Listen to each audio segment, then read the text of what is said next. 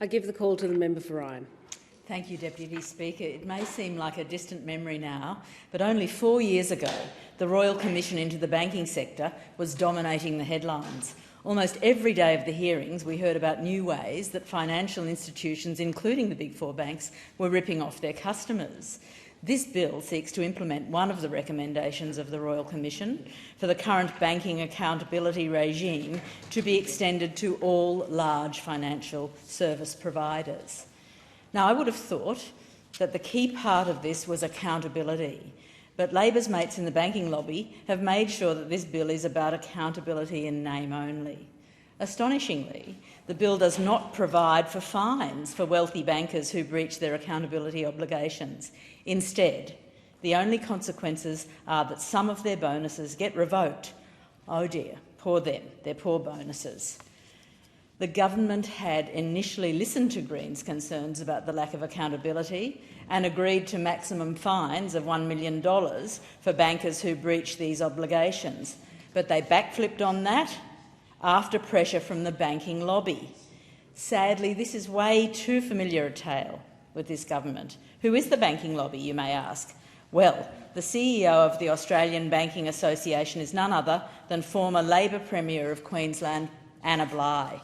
Not content with privatising many of Queensland's public assets during her time in office, she continues to work in the interests of big corporations over everyday Australians as a mouthpiece for the banking sector, using her direct ties to key Labor personnel. This is a prime example of that revolving door between government, lobbyists and business that absolutely foregrounds commercial interests over those of everyday Australians.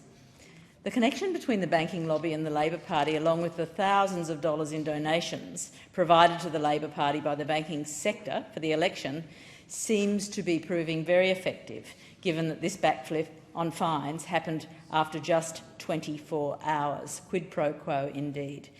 The Australian people are not stupid, Deputy Speaker. They can see these connections and see how cheaply the government can be bought. When asked about this backflip, the minister has said he didn't consider the potential effects on small banks. OK, great. Well, why is the minister open to just carving out an exception for small banks? Is it because perhaps this is a thinly veiled excuse for bowing to banking lobby pressure?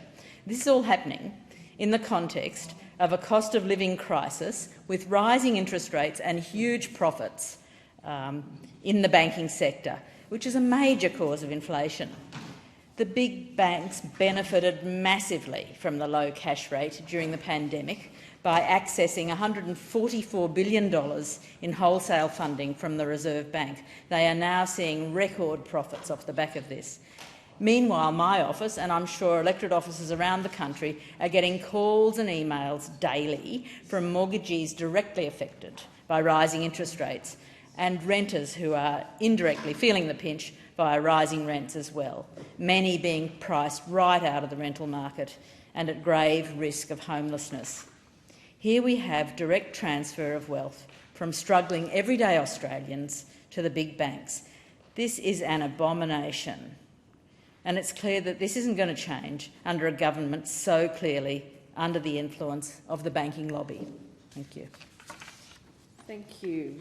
I give the call to the member for Fisher.